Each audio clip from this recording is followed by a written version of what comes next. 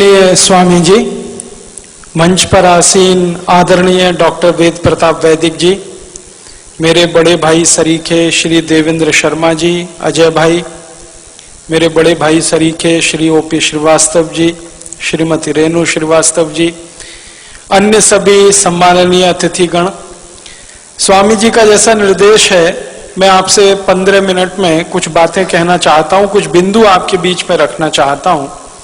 स्वदेशी से स्वावलंबी भारत, ये बात हमें आजादी के 60 साल के बाद कहने की क्या जरूरत है, क्योंकि ये बात तो लोकमान्य तिलक आजादी के पहले कहा करते थे। लोकमान्य तिलक सन 1905 में यही बात पर जगह जगह वर्कशॉप, सेमिनार, सिंपोजियम्स किया करते थे, स्वदेशी से स्वावलंबी भारत। 1905 से 1911 तक सैकड़ों बार उन्होंने इस विषय पर परिचर्चा आयोजित की है। इसी तरह से 1905 से 1911 के बीच में लाला लाजपत राय स्वदेशी से स्वावलंबी भारत की बात किया करते थे। इसी तरह से कलकत्ता के और पूरे बंगाल और भारत के बहुत बड़े क्रांतिवीर अरविंदो घोष स्वदेशी से स्वावलंबी भारत की बात किया करते थे। हमारे देश के आजादी के एक बहुत बड़े नायक महात्मा गांधी आजादी के पूरे समय में, माने आजादी के आंदोलन के पूरे समय में स्वदेशी से स्वावलंबी भारत की बात किया करते थे। तो स्वदेशी से स्वावलंबी भारत की बात करने वाले आजादी के पहले के नेता थे। अब आजादी के 60 साल के बाद हमको स्वदेशी से स्वावलंबी भारत की बात क्यों करनी पड़ रही है? क्या हमारी मजबूरी है? क्या हमारी तकलीफ है? हमारा दुख क्या है? हमारा दर्द क्या है? हमारी पीड़ा क्या है? क्यों हमें यही बात कहनी पड़ रही है जो कभी गांधी जी को कहनी पड़ी, लाला लाजपत राय को कहनी पड़ी, विपिन चंद्र पाल को कहनी पड़ी, लोकमान्य तिलक को कहनी पड़ी, वही बात आज क्यों कहनी पड़ रही है? अब तो आजादी आ गई है, अब तो अंग्रेज चले गए हैं, अब तो ईस्ट इंडिया कंपनी भी नहीं है इस देश में, तब तो हम अंग्रेजों के गुलाम थे, ईस्ट इंडिया कंपनी के गुलाम थे, इसलिए हम स्वदेशी की बात करते थे। अब आजादी के 60 साल के बाद फिर स्वदेशी की बात क्यों करनी पड़ रही है? ये गंभीर प्रश्न है और वो प्रश्न मैं आपके सामने खोलना चाहता हूं। बात ऐसी है कि हमारे देश में 15 अगस्त 1947 को सत्ता हस्तांतरित तो हो गई, आजादी नहीं आई, स्वतंत्रता नहीं आई इस देश में। 15 अगस्त 1947 को गोरे अंग्रेजों से काले अंग्रेजों को सत्ता का हस्तांतरण हो गया। स्वतंत्रता नहीं आई, आजादी नहीं आई, क्योंकि स्वतंत्रता का मतलब है अपने तंत्र में जीना, आजादी का मतलब है अपनी व्यवस्थाओं में जीना। स्वदेश माने अपने देश की व्यवस्थाओं में जीना, अपने तंत्र की व्यवस्थाओं में जीना, तब हम स्वतंत्रता की बात कर सकते हैं।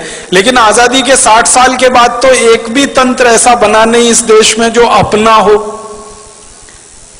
जिस संसद से कानून पारित होते हैं वो संसद अंग्रेजों की बनाई हुई है, वो अपनी कहां है? ये गोल गुंबद जो शून्य जैसा है, ये तो अंग्रेजों का बनाया हुआ ढांचा है 1927 में, जिसको महात्मा गांधी ने बहुत कड़े शब्दों में कहा था कि बम लगा के उड़ा दो इसको। गांधी जी के शब्द हैं ये। संसद को उड़ा दो, राष्ट्रपति भवन को उड़ा दो, क्योंकि वो वॉयसराय का घर हुआ करता था, गुलामी का प्रतीक है।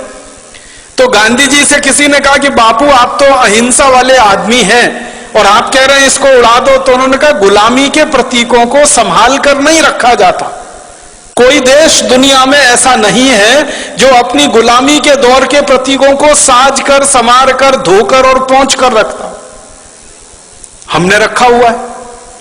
हमारा तंत्र जो संसद हमने बनाई है, दुर्भाग्य से जिसको हम संसदीय लोकतंत्र कहते हैं, ये तो अंग्रेजों का सिस्टम है पूरा का पूरा, जिसको इंग्लैंड में वेस्टमिनिस्टर सिस्टम कहा जाता है, उसको हमने दुर्भाग्य से पार्लियामेंट्री डेमोक्रेटिक सिस्टम कहना शुरू कर दिया, जो कहीं से भी पार्लियामेंट्री नहीं है और कहीं भी डेमोक्रेटिक नहीं। आजादी आई नहीं है, स्वतंत्रता मिली नहीं है, बस इतनी ही स्वतंत्रता और आजादी है जो मैं आपसे कह रहा था कि पहले गोरे अंग्रेजों का शासन चलता था, अब काले अंग्रेजों का शासन चलता है। व्यवस्थाएं सबकी सब वही हैं, कानून सबके सब वही हैं, नीतियां सबकी सब वही हैं, सब कुछ अंग्रेजों के जमाने का आज भी चल रहा है इस देश में। इसलिए हमको आज भारत स्वाभिमान की तरफ से स्वदेशी की बात फिर करनी पड़ रही है, क्योंकि सब कुछ अधूरा है 15 अगस्त 1947 के बाद। मैं आपको बहुत दुख के साथ एक बताना चाहता हूं, अंग्रेजों ने भारत को गुलाम बनाया और भारत जैसे 50 देशों को गुलाम बनाया। उनमें से कुछ देश हैं जैसे कनाडा है, ऑस्ट्रेलिया है, न्यूजीलैंड है, ये एक ग्रुप के देश हैं। भारत है, पाकिस्तान है, बांग्लादेश है, ये दूसरे ग्रुप के देश हैं। मॉरिशस है, श्रीलंका, ये तीसरे ग्रुप के देश हैं। ये ग्रुपिंग किस तरह की है? अंग्रेजों ने 3 तरह के देश गुलाम बना के रखे थे। एक देश को अंग्रेज कहा करते थे self governing colonies. Self governing colonies में ये था कनाडा, ऑस्ट्रेलिया, न्यूजीलैंड, ये अंग्रेजों का गुलाम था, लेकिन इनकी कैटेगरी थी सेल्फ गवर्निंग कॉलोनीज। माने वो देश कुछ कुछ अपने हित के कानून खुद भी बना सकते थे, लेकिन ज्यादा कानून अंग्रेज बनाते थे। दूसरे ग्रुप में श्रीलंका, मॉरिशस जैसे देश थे जिनको क्राउन कॉलोनीज कहा जाता था उस जमाने में। क्राउन कॉलोनीज में श्रीलंका था, मॉरिशस था, ये सूरीनाम वगैरह ये देश थे। और तीसरा था डिपेंडिंग कॉलोनीज, उनमें भारत, पाकिस्तान वगैरह वगैरह थे। डिपेंडिंग कॉलोनीज सबसे खराब गुलामी का ढांचा था, सबसे खराब गुलामी का। उसमें क्या होता था कि आपको अपने हाथों, अपने देश के लिए, अपनी व्यवस्थाओं के लिए कुछ भी करने का अधिकार ही नहीं है, सब कुछ अंग्रेजों के पास है, आप तो उनके पूरे डिपेंडेंट हैं। तो वो हम डिपेंडेंट अंग्रेजों के हो गए क्योंकि हमारे यहां गुलामी आ गई और वो हमारी कुछ छोटी मोटी गलतियों से आ गई। ईस्ट इंडिया कंपनी यहां व्यापार करने के लिए घुस गई, एक राजा था